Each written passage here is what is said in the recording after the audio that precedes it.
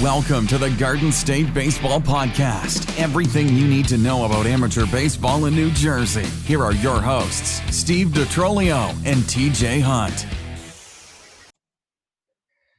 All right, welcome back, everyone, to another episode of the Garden State Baseball Podcast. Today we have pitching coach from St. John's University, George Brown. Alongside me, as always, is TJ Hunt from PBR, New Jersey. What's up, George? Not too much, Steve. How's everything going with you? What's going on, Trev? Georgie, pumped to have you on. Long time coming. Yeah. I think every week we've had one of these podcasts, I've gotten a text pretty late in the night about some guy who works at St. John's who wants to come on. You know, maybe not those words exactly, but hey, you're on finally.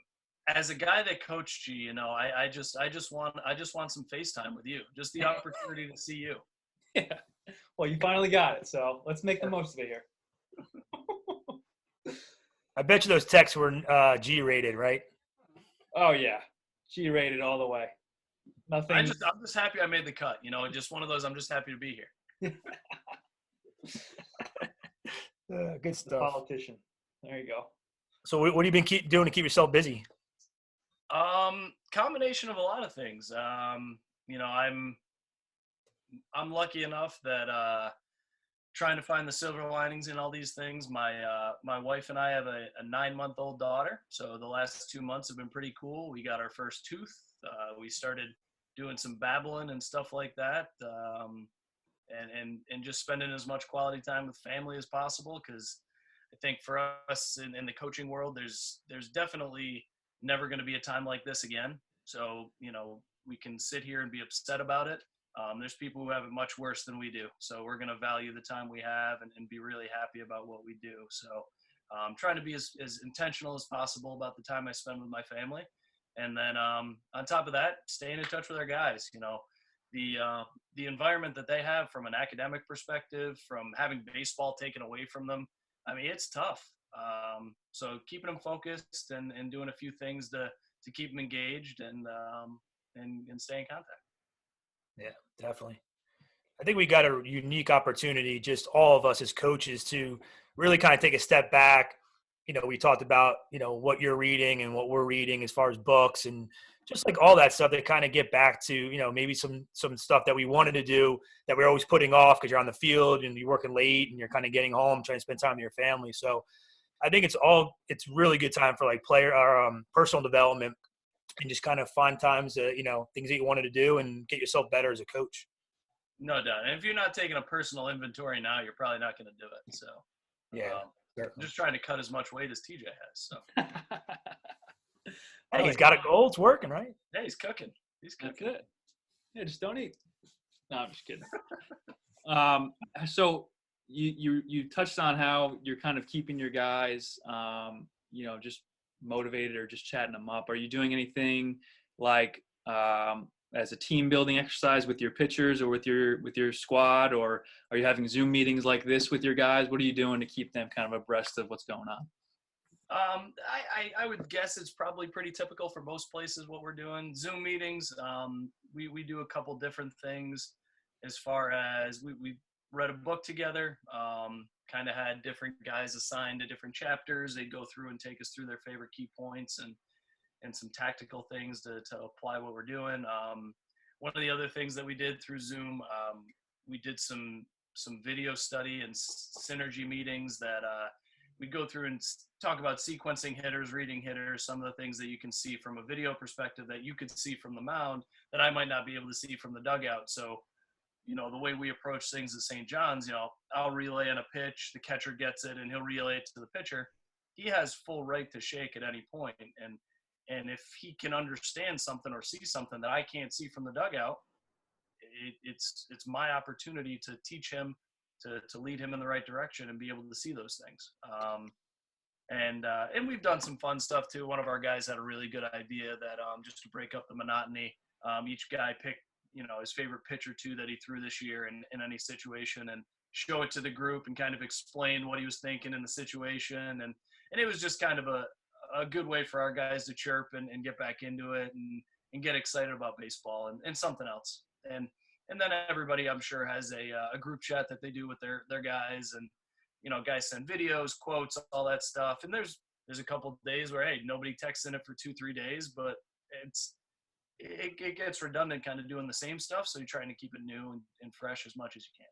Speaking of Shake having the pitcher have his own autonomy on the mound, I believe my senior year of college when George was coaching me at Monmouth, I shook him off 2 times the entire year, twice.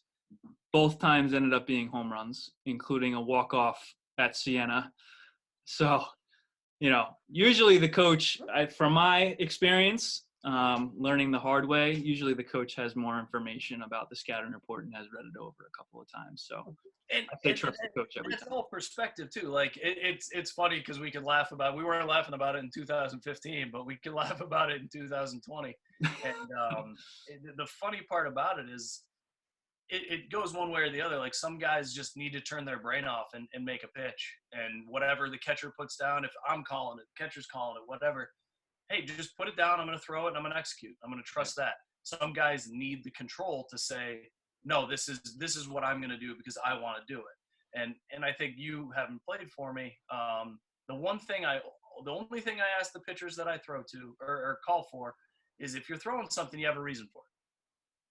There has to be something behind the shake or behind what you're trying to do, because I personally am not calling for something for no reason. So if you want to throw something else, that's why I want to teach the guys, hey, if you see a guy start to go there and I call change up away, it might not be the right pitch, bust him in.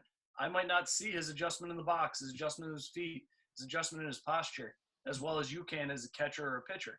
So if you're able to understand those things and shake for a reason instead of shake because I want to, like it becomes a little bit more productive, and there's because, hey, you give up a home run, I've called home runs too, so I'm pretty sure I'm not immune. Yeah. No, well, I don't know. The kid from Siena, I forget his name, but some big donkey left-hander. Go Derpich. Yep, there you go. Derpich, there he is. That dude just flicked one over the left field wall at Siena that was like 298 feet, but that's right down the left of the line. Tough one, Teach. But hey, you know what, Detroit, since TJ called himself out for something that he didn't do great, I'll call him out. 5 years ago today, you know what TJ did, Detroit? No, what? Threw a no-hitter. College baseball. Today? Yep, 5 To years. the date. To the date. That's right. Nice. Yeah. Surprisingly, they actually brought a bat to the plate, too. It wasn't just against stand-ins, so it was pretty Who was it against? Oh, that's mean. I'm like, I wasn't going to do it. Who was it? I didn't hear you said. No, I was against St. Peter's, yeah. I threw it against St. Peter's. Hey, listen. Doesn't matter, right? It was good. TJ was a fun guy to coach because it was a conversation and the things that we could bounce each other off each other and kind of go back and forth about, why he was doing something or what he wanted. And we got to learn each other pretty good over those 3 years. And by the end, I think we were in a pretty good rhythm. Yeah, no doubt. And I think he had a benefit too, which we're kind of going off on a different topic, but like that pitcher-catcher relationship and catcher-coach, like one of my most important relationships that I have on our team is not with pitchers, but with the catchers that. Oh, absolutely. Yeah. And Kyle Perry, he was nails, man. He was awesome. He and I had a great relationship, and I used to get into him pretty good, probably worse than the pitchers because he could take it. And he led those guys, and he was awesome. Yeah, he's a guy I miss very much. He was a cool guy to coach. Going to his wedding in a couple months. He's getting married. Look at that. Great guy. That's a good Kyle one. Perry, KP.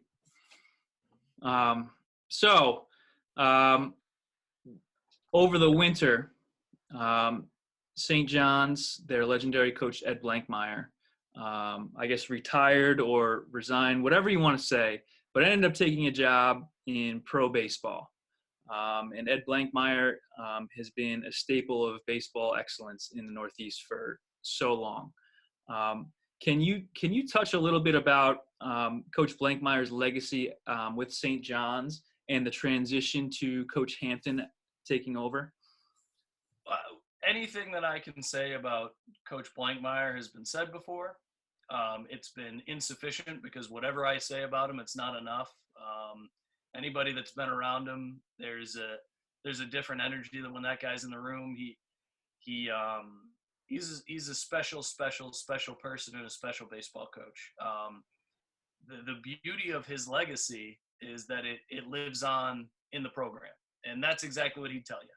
Because what he has done is he's set things up for the program to run itself and for the program to carry on. And Coach Hampton, you know, I'm a one of one when it comes to Ed Blankmeyer, because I'm the only full-time assistant coach that played for him at St. John's.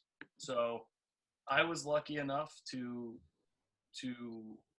sit there and for 4 years be an arrogant little kid and think that I knew more than he did, and think that I knew more than Scott Brown, who was my pitching coach at St. John's, and then become 22, 23 years old and go, holy cow, I was really, really lucky.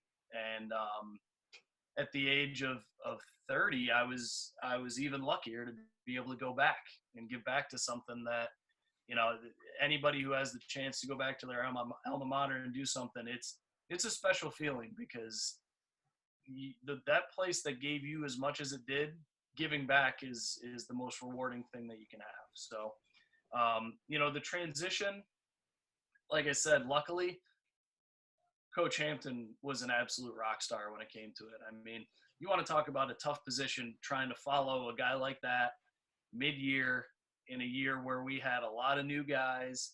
And man, I thought he did an incredible job. He had a perfect mix of not trying to be blanks, which none of us can. Like, if you've been, like I said, you've been in a room with him, you can't be Ed Blankmeyer. Ed Blankmeyer's Ed Blankmeyer. And, but keeping things the same that needed to be the same. And that's why the program will be great. It'll be okay, because what he's built is sustaining. That's his true legacy. It's not about himself. It's about the program. And he'd be the first person to tell you that. So it's, I'm a very lucky person to have learned everything I have, and have that guy as a guy that I can call whenever I want to and ask him a question. No doubt. Well said. Yeah, and I think too, like, you know, to kind of even take it from our perspective as high school and travel ball coaches, I think any high school coach or any travel baseball coach would say they have some effect, or they gotten some effect from Ed Blankmeyer in terms of just a conversation, watching St. John's play, recruiting one, you know, have Ed recruit one of their players, and just kind of learning from those conversations. You know, calling Ed on the phone and just being, you know, he picks up. Like, it's not like you have to chase him down. He'll pick up. It's a 25, 30-minute conversation. You're learning so much from him. And I was fortunate enough that he had a pretty big impact on our program. You know, Ty came through our program, you know, from 12 all the way up. And obviously Ed was around a lot, and he had a huge influence on our coaching staff at Diamond Nation. And specifically me, I coached Ty at 16, and, you know, my conversations with Ed before the game, after the game, or just in-game stuff that I was learning. It was almost like, you know, I was coaching underneath him, and it was huge benefit. And I still have some stuff I do to this day coming from him. And, you know, I think there's a lot of high school coaches that probably feel the same way. He has a special way about him too, when you're talking about learning from him, that it's not preachy. You're not feeling like you're being talked down to. You're being talked to like a peer. And for the 3 years that I've been here as a coach, it's been unbelievable that if you just stand still for long enough, the things that you'll learn just by conversation, not by him telling you, but by him talking to you. And one of the most empowering things that a coach can do, that he is the best at, is he lets you coach. And I know Coach Hampton did the same thing with me when Coach Blankmeyer left, but he'll tell me what needs to change, but he won't tell me how to do it. That's my job. My job is to figure that out. And if you can do that for any piece of advice I'd give to a coach, you want to be like Ed Blankmeyer. The people that you bring on to coach, let them coach, because they'll make mistakes and they'll learn and they'll figure things out and they'll be better for it. If you just micromanage all the time, it becomes really, really challenging to develop good coaches. And you look at what Coach Blankmeyer has done. I mean, lucky enough to count myself among those. Mm-hmm. And you mentioned, you know, the coaching tree, I guess, is just, I mean, it's so long. I mean, obviously you mentioned Scott Brown. I mean, Kevin McMullen, yourself, Corey Mascara, Jimmy Martin. I mean, numerous guys that are coaching now and are very, very good baseball coaches, whether they played for Ed or they coach with Ed, and that – I know Brendan you had on here last. Brendan as well. Yeah, just the list goes on and on, right? I mean, there's probably 5-10 more we're missing, but the coaching tree is huge, and the impact again he had on New Jersey baseball and the Northeast baseball is tremendous. So I think we all owe a little bit of our coaching, abilities to Blanks. No doubt about that. So the program is itself has had tremendous success under Coach Blankmeyer. Can you talk about the last 20 some odd years about just the winning culture that's gone on at St. John's? So I'll toot Blanks' horn maybe one or two more times through this. That man was in college baseball for 39 years, I believe, and had one losing season. Wow. That tells you everything you need to know about Ed Blankmeyer and his winning percentage and the things that he's done. Some of the things when you come to our stadium and you see up on the board most winning program in Big East history, tournaments and championships, ninth most regional appearances of any team in the country, and that goes back past Coach Blankmeyer to Coach Russo and Coach Kaiser. Which the craziest thing since 1947, Mike Hampton is the 4th head coach at St. John's University. Wow. Give you an idea of what happens at St. John's. But the development of the players that we've had and Coach I think got over 800 wins and the things that he's done. He's the most winning coach in Big East history. That's what it's about. It's about the culture. It's about the program. And the things that have been done at St. John's to put team before self. And I think that's the guys who are successful at St. John's are the guys that truly believe that. Mm-hmm. Mm-hmm. I'm sure you've learned so much from Blanks. If there was one thing that you'd say, like you could just one takeaway or one thing specifically that you find yourself doing that you probably got from him, what would it be? Ooh, that's an awesome question. Since I'm not a head coach, I already gave you that one. That would be my number one if I were a head coach, because that's, I think,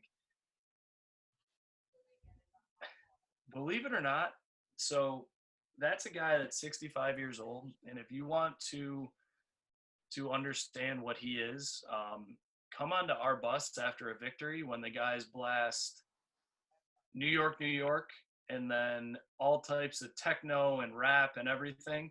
And he just sits there and because it's about them.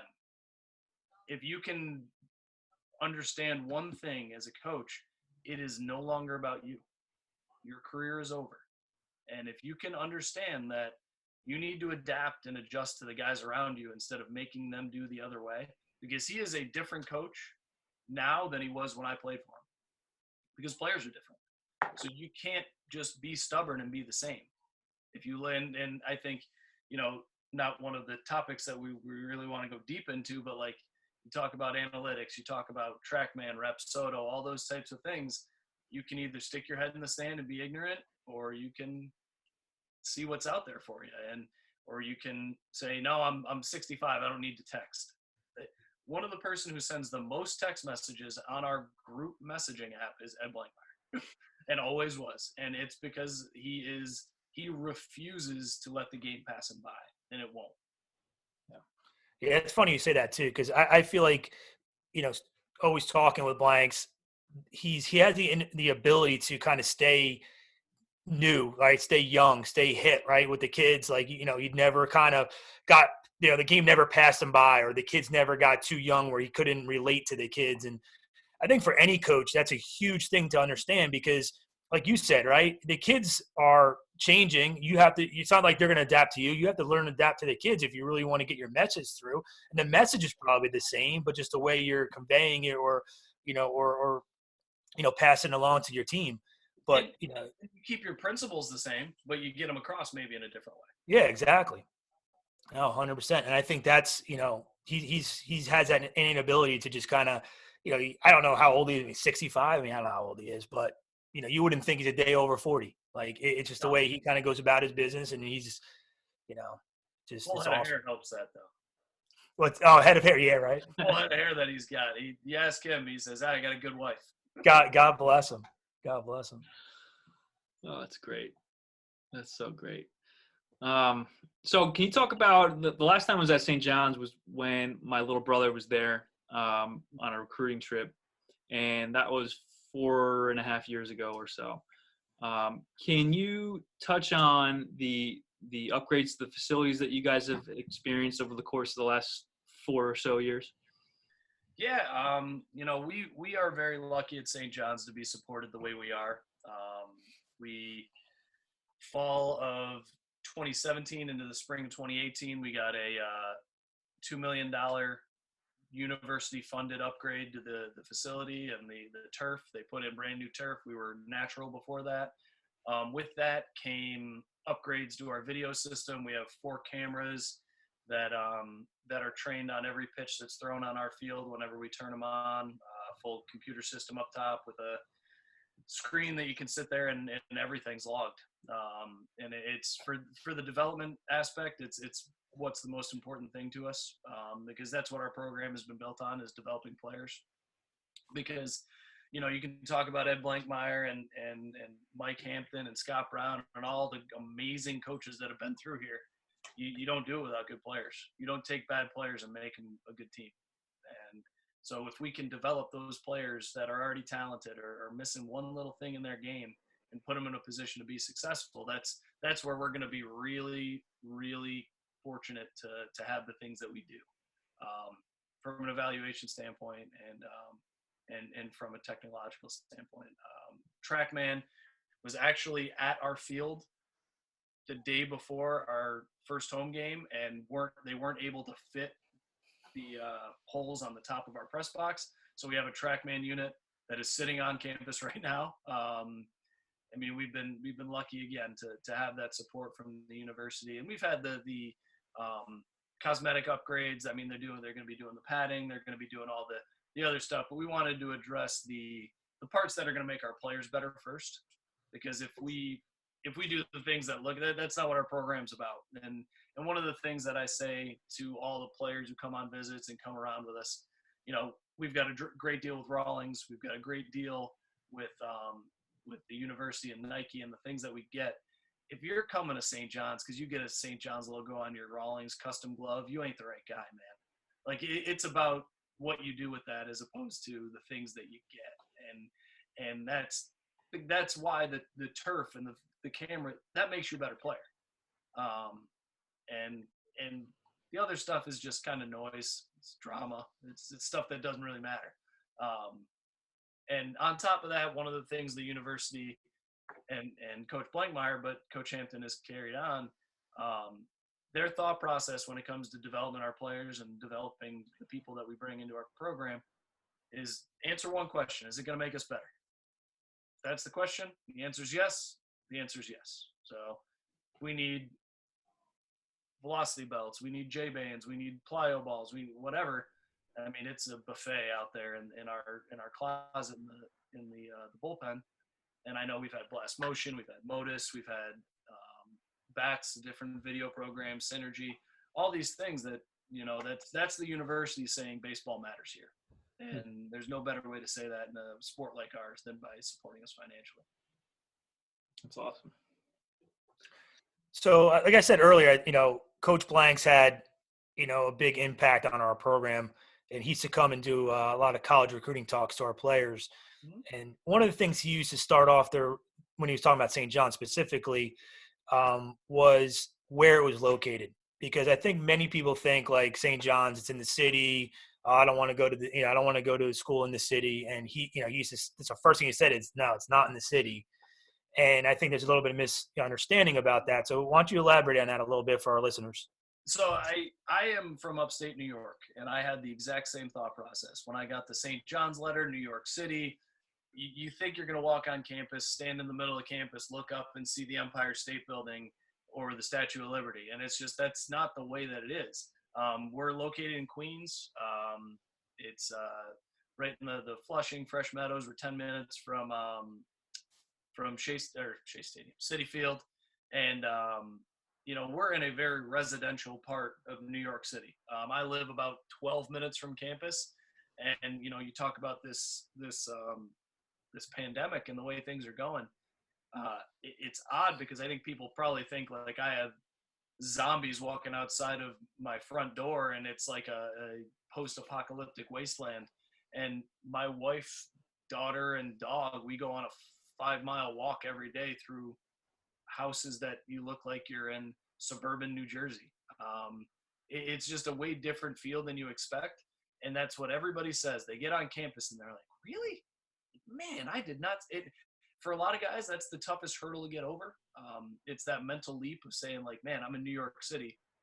I don't want to be, I'm not a city guy. And then that's for everybody to decide. That's up to different people. But it is vastly, vastly different than most people think it is. Yeah, Trees, certainly. squirrels, grass, all that fun stuff. So I know you guys, obviously the upgrades. There was another upgrade. I was up at your place, I think in September, Mm-hmm. and there was a building that was like right by the field, or right, I guess, adjacent to the field. What building was that? Because that was fairly new, right? Was it academic or the Tafner, the basketball building? I think it was a basketball building. Yeah, so basketball has their own little practice facility, weight room. They've got, it's soup to nuts in there. They've got everything because they're the engine that drives our university. And we're very proud of our basketball team and what they've done. Coach Anderson, he's awesome. He's a good dude, and he's a really, really good basketball coach. I think he's gonna turn the tide a little bit, because I think anybody that's watched St. John's this year, they played a very fun brand of basketball to watch with a lot of guys who just played hard. And it actually, I think anybody who's a fan of our baseball program kind of sympathizes with like, man, okay, I like watching that a lot better than anything else, where guys, they're pouring it out a little bit. So I think he's going to do an awesome job. Yeah, it's got to be pretty fun to have a powerhouse basketball team on campus that you guys can go check out. Yeah, and That's awesome. Colin Wetterow, who is a junior on our team this upcoming year, we played Duke 2 years ago, and his recruiting visit was when we beat number 4 Duke at Madison Square Garden. And it was during a practice, so another player who was his host, and Blanks, of course, went into the Duke game, and they watched him there's nothing like that. Beating a top 5 team at Madison Square Garden, the Mecca, anybody who's been watching The Last Dance and hear Jordan speak about Madison Square Garden, like, that's where we play a lot of home games. And anytime we do a ring ceremony, that's where it'll be. So I'm lucky enough to have been on the court there like 5 or 6 times. Wow, that's cool. That's awesome. So we really wanted to bring you on here to discuss a topic that I think you and I kind of came up with a couple weeks ago when we were going back and forth, roster management from a recruiting standpoint. And I think people, I think there's a misunderstanding with how many people are on a baseball roster at the Division I level, how many scholarships there are. There's a bunch of buzzwords in recruiting that coaches always use: 11.7, fully funded, this and that. So can you discuss what the 35-man roster kind of, is, and what this 27-man roster within that 35-man roster is, and kind of give a comparison going from there? So without getting way too technical, you have 2 guys on your team. You have counters and you have non-counters. Counters are those 27. You can have 27 guys who count against your 11.7 scholarships. So baseball as a sport, we are allotted by the NCAA 11.7 scholarships between a maximum of 27 players. The minimum amount that you can give any of those players, other than a few very rare stipulations, is a 25% equivalency. And that equivalency is what the 11.7 is based on. So you have 11.7 equivalent scholarships Now, based on the school, that can be a full grant and aid, that can be cost of attendance. Those are different numbers slightly. Cost of attendance takes into transportation, some other costs and things like that. But the equivalency is going to be based off of that. So you have to fill a roster of a maximum of 35. Now, you don't have to give 27 guys money, but you can only give 27 guys money. And they have to stay below that 11.7 threshold. When that has to be declared is officially by your first, now this has been a fluid rule in the past few years, but by your first competition, you have to declare your full roster. Previously, if you played a game in the fall, you would have to declare your roster then, but we just changed a rule, I believe 2 years ago, that you can play 2 fall games without declaring your roster. So now guys can go in and play in the fall as freshmen and not have to lose a year to a red shirt or anything like that. So that's changed a little bit. But essentially what it boils down to is you're going to have 27 guys on money and eight guys who are not on money. That doesn't mean they don't have any aid from the university. It just means it doesn't come from the baseball team.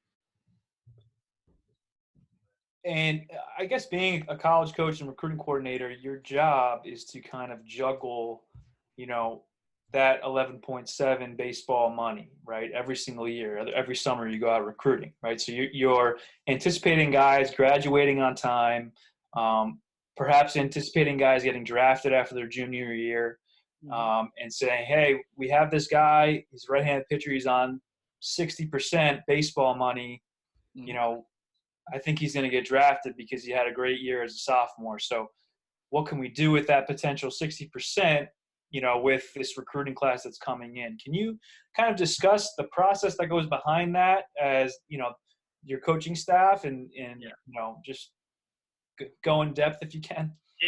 Well, in depth is the only way to do that one, unfortunately. So that is the gigantic shell game we all play at different levels. You talk about teams that are maybe Scott Brown and Vanderbilt. He's going to be doing things a little bit differently than I am, because he has to deal with a different recruiting class. But we're all ending up trying to get to the same number, and that's staying below that 11.7 and maximizing what we can get out of it with our players.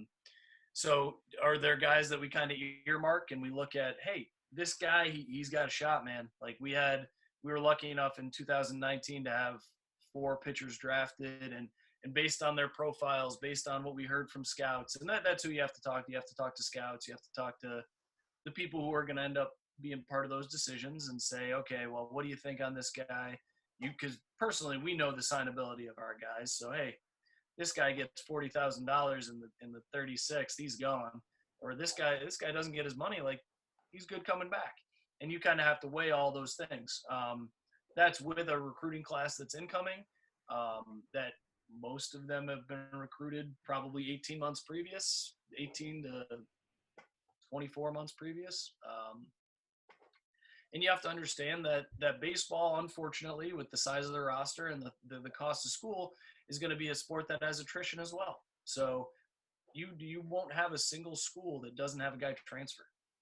Whether it's because he's unhappy, he didn't play enough, he didn't like the school, he didn't like the academics, he misses his girlfriend, whatever the reason is, it happens every year at every program, and you have to plan for that as well.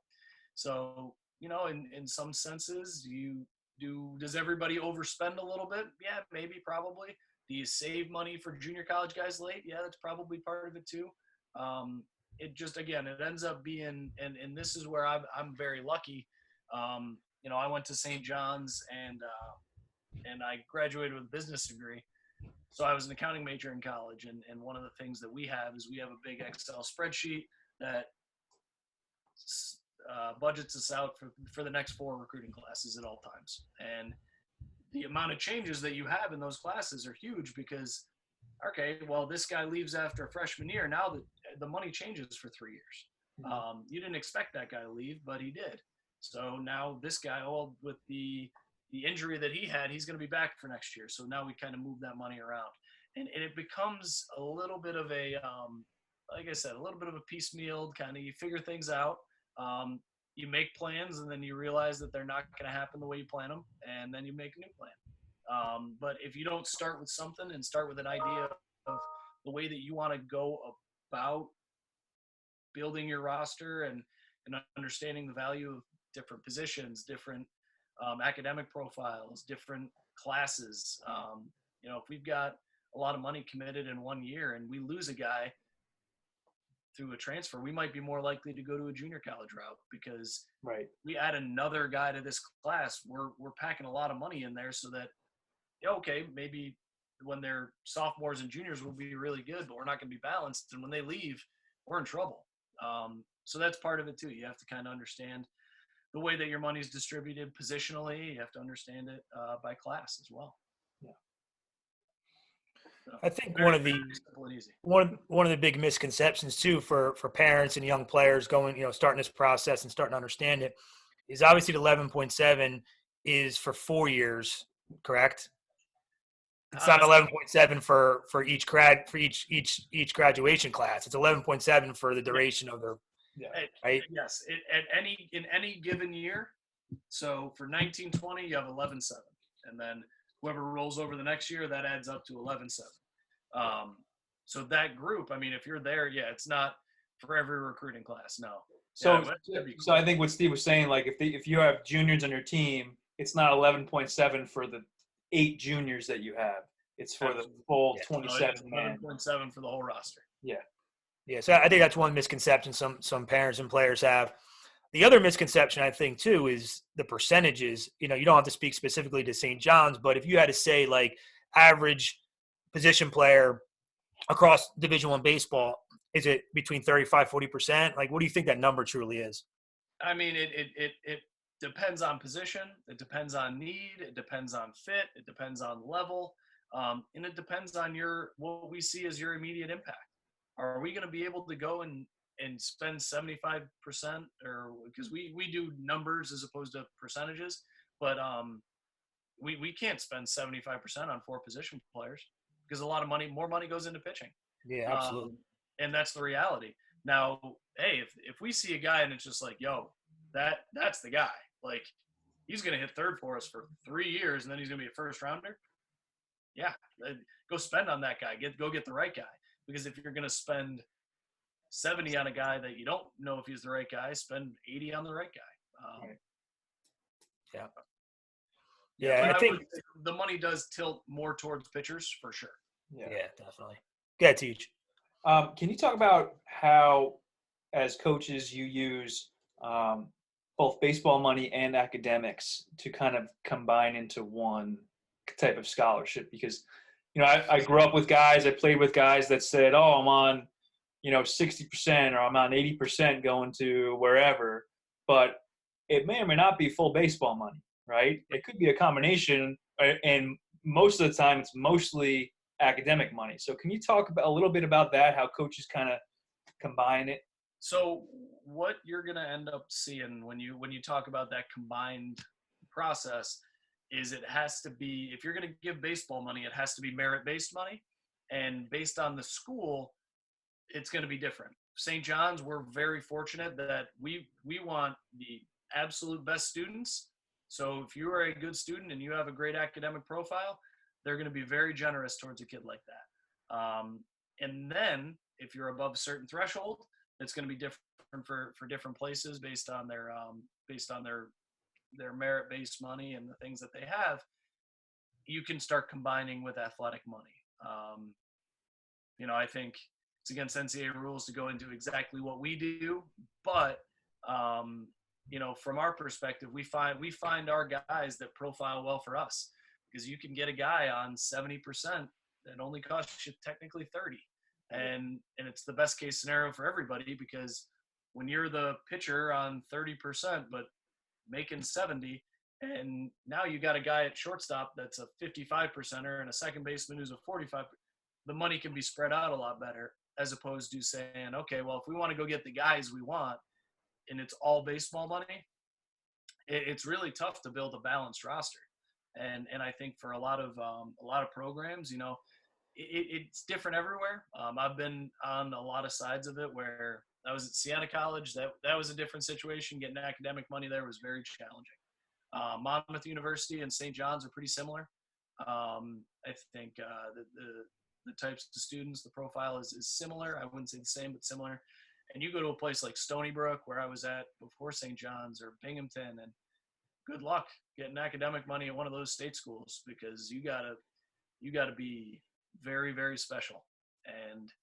But they have the advantage of in-state tuition. So it tilts and changes every place that you go. In learning where your niche is becomes the most important thing, because you have to maximize what you have, and you have to hammer that as hard as possible, because if you can't figure out what's going to make you guys better, you're going to get passed by. So talk a little bit about the importance of grades to be able to get this other half academic money, because I think that's another thing that kind of gets misunderstood a lot. Obviously, how important grades are in college recruiting in general, but specifically for more private schools. But talk a little bit about that. Like, how much does that come into play when you're recruiting? Huge. And it's funny, because it's probably like the thing all the parents are just like, see, the guy from St. John said too, like, if you don't get it done there, we can't do anything for you, man. Like, this is not a situation where it's like, whatever. Like, it's fine. Like, no, if you don't have the grades, we can't do it. And it's funny, Steve, because the worst question I ever get is, so what grade should I try to get? The best one. Can you get an A? Get an A. Yeah. Like, what if you just settle for a B+. That'll be fine. Like, dude, get whatever you can get, and the money goes up, and that's everywhere. Like, why would you settle for? Would you do that with your fastball velocity? You say, hey, what do I need to get to be okay? 106. Get to 106. It's just one of those questions that's, hey, what am I gonna get? Okay, that's different. Like, if I get to this, what's my package? Yeah, that's a great question. How high should I get? Very high. Get a very high grade. Get 100. Yeah. And what is the correlation with GPA and SAT scores? For us, we have both are a huge factor. The test scores are first. We tier by the test scores first. So once you get a certain test score, you get into a certain section of merit-based money, and then your GPA will be determining where in that tier you fall. So for some schools, it's different. I know there's places that are test optional. I know there's places that tilt way more towards GPA. We go to the test score first and then to the GPA, but you can get yourself to be able to be exempt or combined based on both criteria, like one or the other.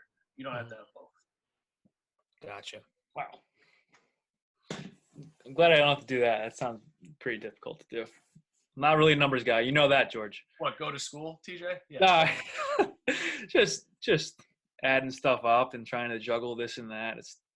If you remember, I couldn't even chart pitches the right way. Based on the pitching charts you did, Frank Tremarco to this day was 20 pitches over because you didn't add right. Or under, you wouldn't know. Well, yeah, that's true. I don't know if Frank can add either. He'll be so mad at me for saying that. That's great. But yeah, no, it ends up, like, just to go back to your points or your questions. See, it's huge, and I know it's probably the line that everyone thinks that we're gonna say or you want to talk about, but like, it's real. Like, it really does make a difference. And you're going to a private school, especially in the Northeast, and I mentioned before, I've got a 9-month-old daughter. I do not plan on writing a $60,000 check 4 years in a row, so she better study. I think too, the other side of the grade issue is, obviously, if you're tremendous level of ability, grades may not come into play all that much. I mean, someone's going to figure out a way to get you into school. But if you're just slightly above average baseball player and your grades are poor, it really limits your opportunities. For sure. I think that most high school kids don't understand that. Like, how much you're going to miss out if you have even a difference between a 3.0 and a 2.5 or what have you. I mean, it's huge. Huge. And I think the first thing that they don't understand generally is the level of player that they are. So they think, I can be a 2.6 and I'll be fine. It's like, nah, man, like, you should probably do as well as you can. And And no matter who you are, it's how you do anything is how you do everything, right? So Yep. it tells me about the kid you are. If no, yeah, I slacked off for my freshman, sophomore, and junior years, but this year I'm trying really hard. So I think you've already told me who you are, man. Yeah, pretty much, right? That's 100% true. Like if you're a B student, be a B student, right? We're not asking you to be an A student, just be a B student. And that's how we approach our study hall too. So we have kids who are busting it to be a 3.0, and they get to a 3.01. Good, you're out, man. You deserve it. You've worked for it. We have kids who come in who are high academic scholars. You give me a 3.3. Nope, give me 6, baby, because you are not a 3.3 student. You are a 3.7 student. That's the guy we recruited. That's the guy we brought in here. I'm not letting you do that. And it's college is very different than high school because you guys have been through it. I mean, it is so much about who you are more so than what you know. And you just show up and you will learn and you will get better. And that's what one of the book that we read is the art of, it's about the art of showing up every day, even when it's boring, even when you don't want to. That's why you make yourself better. It's not about showing up when you want to. Everyone can do that. Yeah. We talk with our players a lot about time management skills and obviously working independently because you're going to have to do that when you get to college. And I think most kids, again, missed a boat on it. Like they think like, okay, I'll just figure it out when I get there instead of learning those skills through high school, manage and practice with academics and their studies and maybe have to say, you know what? I can't go hang out with my boys at lunch because I got practice tonight. So I got to go to the library and eat lunch in the library and do my homework. But that skill transfers in college. And if you don't learn it in high school, when are you going to learn it? You're going to try to figure it out when you're trying to compete to stay on the team or compete for a position and then try to get, a decent grade in the classroom. It's going to be so difficult. Yeah, or when you're leaving on a Thursday at 1:00, getting on an airplane with all your buddies and you're going to play 3 games on the weekend. And you get back to campus 2 a.m. on Sunday, and you realize, oh my God, I didn't even bring my books with me because I don't manage my time well, and I don't think about the things that I have to do. And I have an 8:00 class on Monday, and oh my God, this is not going to be great. And those are the things that you have to understand when you're figuring those things. The other one, like I think, is very funny, and it's like a Twitter hot button, and it's funny that people just rail on it, but. Like the mythical college weight room that like immediately we have all these secrets that people are going to show up and all of a sudden just gain 15 pounds by walking into our weight room. It's like, oh no, you get him in college weight room, he's going to be great. Well, they have weight rooms in high school too, man. Yeah, right. I know. Everywhere. Like I go to a Planet Fitness, the $10 a month, man. You can gain your 15 pounds now, so you can gain 5 when you come to us. And it's just like I think people go to that thought process of like, oh, I'll figure it out. It's like why wait, man? Like you got all this time now. And that's why, again, perfect time now to, hey, I'm trying as hard as I can personally to get back under a weight that I was. And if I'm not going to do it now, I can assure you it ain't going to happen. Yeah, you're going to find we talked off the air about the book, Takes What It Takes. And Coach Vaughn mentioned it last on one of our podcasts. But that's exactly what that book's all about. You don't have all these choices. It's either you want to be elite and you do this. And if you don't want to be elite, you do that. And you don't have all these, these other choices to try to figure it out. It's either A or B, and that's it. And that's the truth. How many kids like don't do the weight room and they should, or maybe study more and they don't study more, whatever the case may be. I'll go play Xbox, I'll go watch Netflix. But every time you're doing that, you're taken away from doing something else to prepare you to play college baseball. And I'll say this to everybody: that does not make you a bad person. Like if you don't want to do the work, like you're not a bad guy for that. Just means you're not cut out for that next level, and that's okay. Exactly. Like as long as you can look yourself in the mirror and say, all right, well, I didn't give it my best, but I shouldn't expect to be the best if I didn't. Like, okay, like there's nothing wrong with that. And that's why some guys fall out of love with baseball and they fall out of love with because it's not just showing up to school and getting a shiny new glove and playing 55 games and being the star. It's a lot of crappy days and a lot of days where, I mean, the ultimate sacrifice, you think about college, and one of the things that, is like always is talked about is like, oh, college spring break. Hey, TJ, how were your college spring breaks? You have a lot of trips to Panama City Beach and going to Cancun? Spent No, a couple in the snow in a hotel at George Washington. So yeah, and guess what? If it's worth it to you, you don't care because you're with your buddies, and it was all worth it. And if you're not that guy, you're not that guy. But then don't show up every day and expect it to be different. Like you're not a good or bad person for that. You're just who you are. Yeah. There's a quote that I stole from Nick Saban, and I told my guys all the time, what you do speaks so loudly, I can't hear what you're saying. Yeah. So if you're telling me you want to be a college baseball player and you're doing something completely different, then I can see that you don't want to be a college baseball player because I'm just watching your actions, watching how you're going about your business, right? And the kids will say it, I really want to play in college, but you don't do the weight room. You don't come in for extra work. So what you're telling me is you don't want to be a college baseball player. Until you change that, then we'll have a conversation. But it's so true. Yeah, and again, there's nothing wrong with not wanting it. But so the book that we read, Atomic Habits by James Clear, it's an awesome one. And one thing. Yeah, we're it's Garden State Book Club right here, George. So whatever books you're reading, let's drop them now. The one that the line in there that like I read the first chapter and I was like, okay, we got to get the guys on this. So I start going and of course I put the cart before the horse. We start doing all these goals and talking about this. And then I get to the fourth chapter on my own and I'm like, oh crap, we gotta roll this back. We got to do something different because it's one of the most simple things that you can say. Do you think winners and losers don't start the season with the same goal? That's everyone's goal is to win a championship. Yep. That's the losers don't go in there and say like, fourth. Like everyone wants to win, but that's not what it's about. It's about the other stuff. And I'm guessing it takes what it takes. When I pick that one up, I'm excited to, but I'm sure it tells me something very similar about, hey, it's not about wanting it. We all want it.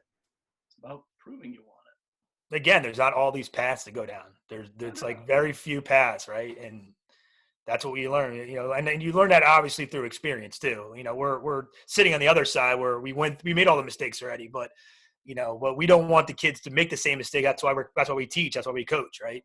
Pass that along. That's actually it's a funny rabbit hole to go down because I think one of the bigger mistakes we make as coaches, and I coach TJ and he knows me very, very well.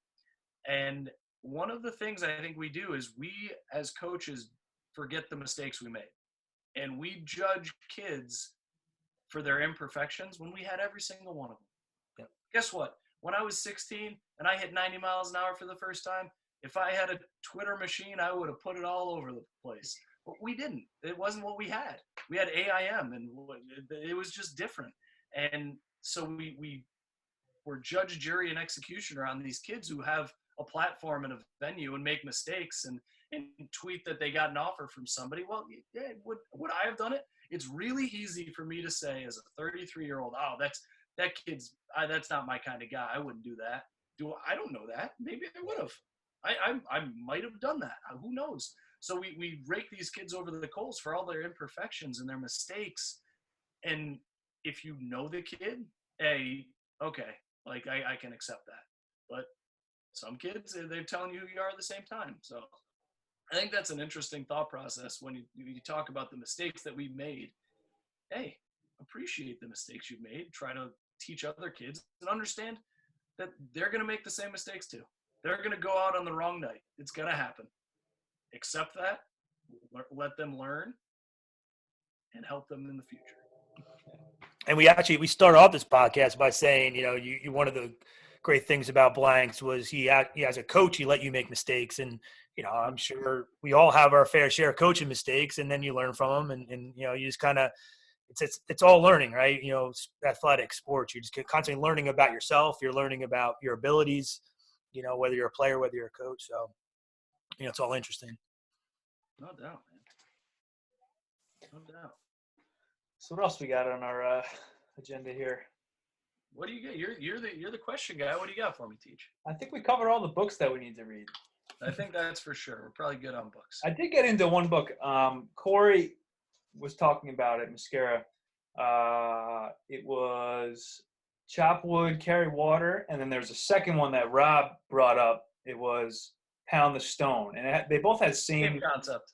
the same sentiment. Some Chop of it wood, was like a carry little bit repetitive, but it talked about how like the best guys, the best athletes, the best business people, what have you, they do things until they could become like bored and mundane, but they still do it because it's part of their routine. And the only reason they do it is because like in action and in a game, you kind of sink to your level of preparedness, or you sink to your level of like, you know, what you do in practice. Because if that stuff becomes like second nature, right?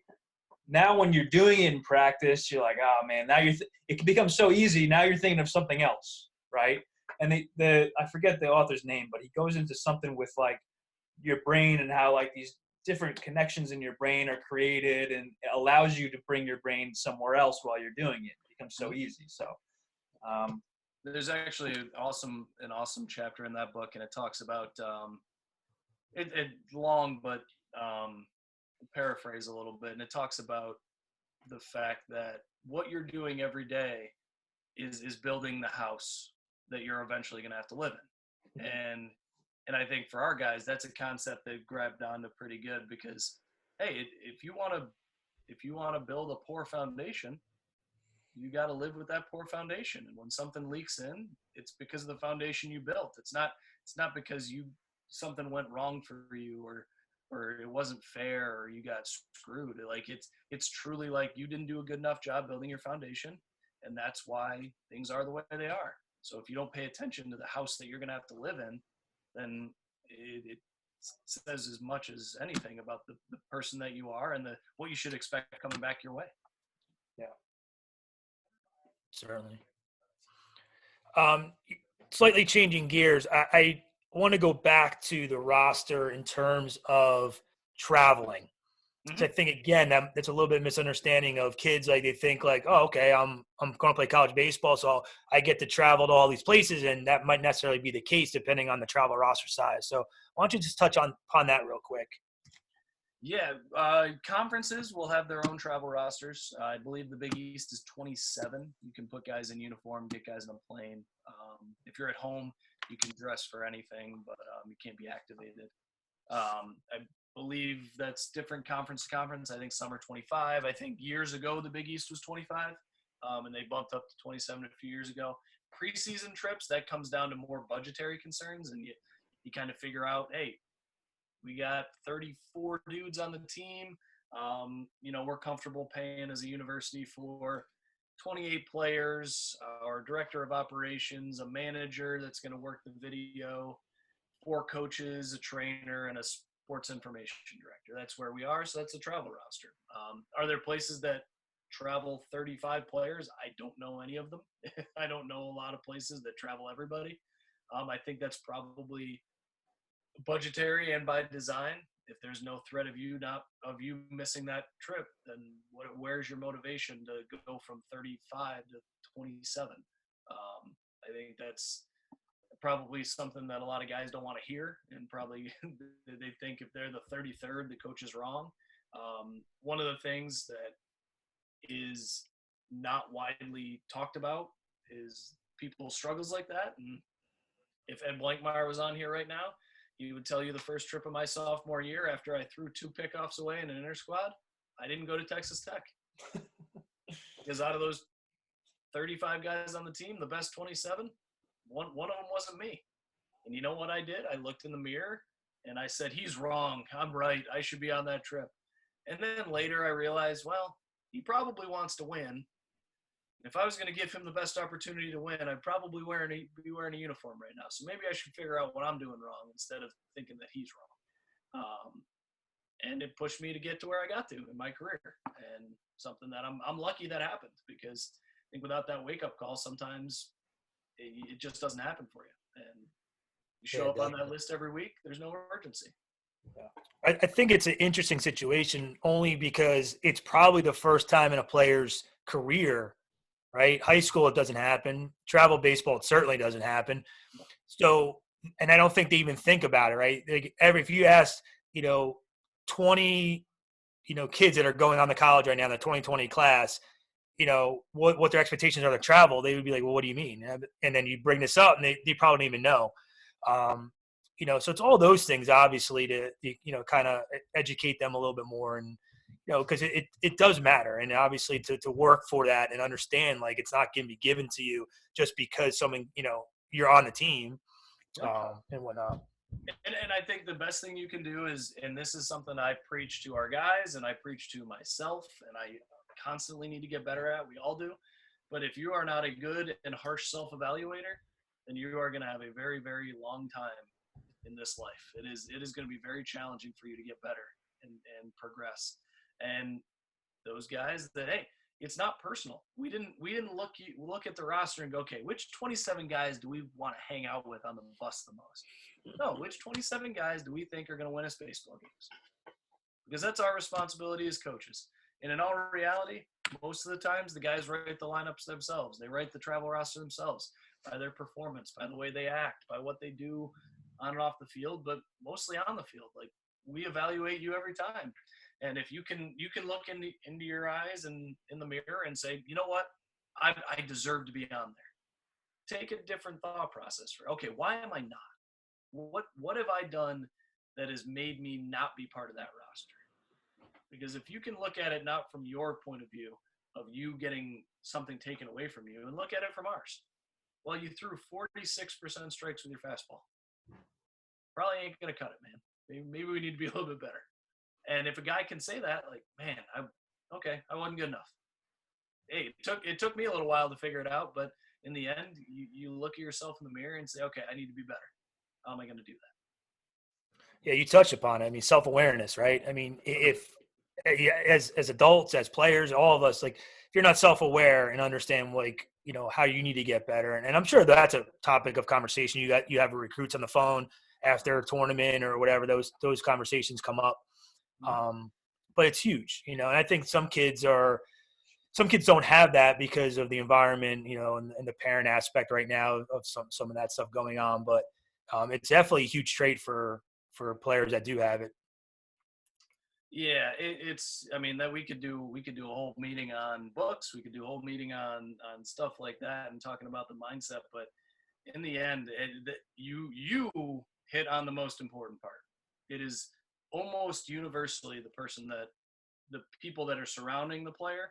Because again, 14-year-old kid, if he walks off the field and gets told the coach is an idiot because he pinch hit for you, well, what is the kid supposed to think? Yeah. He's 14. He's a kid. So he's supposed to say, yeah, that guy's an idiot. Well, hey, why'd you get pinch hit for? It's funny you say that because, we obviously have a lot of meetings with our players, and, when the kids are, now it's starting earlier, but, 13, 14, or even in high school, 15, and they ask, well, how can I have my son be a Division I player, or how can he become a Division I player? And my answer back is, well, it already started. And what do you mean it already started? Well, it starts what your life lessons are to teach your son. Like, what are they learning at home? Do you carry bags for him when he's leaving the field? Or, to your point, I mean, are you questioning the coach's decision at the dinner table every night? And then if so, then, like, how do you think that's affecting him, and when he needs to face adversity or kind of grind through a situation, or, he has to sit for a game, how does he react? And those lessons are being taught, I mean, even before 13 years old, probably at like 5, 6, or 7. I mean, we all have, TJ, you don't have kids yet. You're not there yet. But, me and George, you'll see, like, my daughter's 9, when she doesn't want to do her homework, well, how I respond to that's going to be probably have a huge effect on her, and maybe not that moment, but it might be down the road. So you have to be kind of careful how you approach those situations. And, I'm sure the parents, in the environment of the game and their kids got taken out, oh my God, and they're emotional, but you also have to take a step back as a parent and kind of say, okay, this is a good life lesson for him, for him right now. But because and especially in an environment that we're in right now, hopefully this situation gives a lot of people a lot of perspective, because, man, we go out there and I'll be the first to yell at an ump when he misses a call, and I hate myself for it every time, and I tell myself to shut up, and I have a lot of trouble with it, because when someone's wrong and I'm right, I have a lot of trouble with that. or I think I'm right. But in the end, like the way that we react and the things that we do, like we're not curing cancer out there, man. Like we're not performing brain surgery. I'm coaching pitchers. I get to show up to work in sweatpants if I want to. Like it ain't that serious. And you go to a field and you're there to play baseball and have fun. Like if hopefully people in the end look at, man, that I miss baseball because it was fun. Because I hope to God there's nobody home right now saying I miss baseball because I can't wait to get back chasing that Division I scholarship. That ain't it. We all play because we love it, because it's fun. And hopefully this gives us some perspective to say, all right, when bad stuff happens, I mean, it could be way worse. Way worse. No, absolutely. And I think too, the lesson for all these kids right now in this time is like, don't take it for granted, right? I mean, seniors unfortunately learned that lesson in New Jersey. High school baseball is canceled for the year. And it's unfortunate, but it's also, I mean, if you look at the positive, you can learn a lesson saying that it could be taken away from you at any time, whether it's by a pandemic, whether it's by an injury, whether it's by something else, like it could be. So go out and play. And it's a cliche, but it's a cliche for a reason. Go out and play like it's your last game every time you're on the field, because you don't know when your last game is going to be. And, I'm sure there's probably some people having regrets right now that were high school players that, probably could have said to themselves, I wish I'd done this. I wish I did that. But, it's self, reflection and awareness of like, okay, well, what are you going to do moving forward? How are you going to react to the situation going forward? How are you going to respond to the situation? Well, no doubt. And look on the bright side, you lost baseball for 4 months. Like you didn't lose a loved one. You didn't lose. Hopefully not anyway, right? Hopefully. Right. Like if you're talking about baseball being that big of an issue, it hopefully taught people that you should, how you do anything is how you do everything, the way you should show up every day, but don't take for granted the things that you have, because they can be gone just like that. And hopefully the lesson of losing baseball, which is inconsequential in the long run, ends up being what teaches people. Yeah. Well said. Yeah,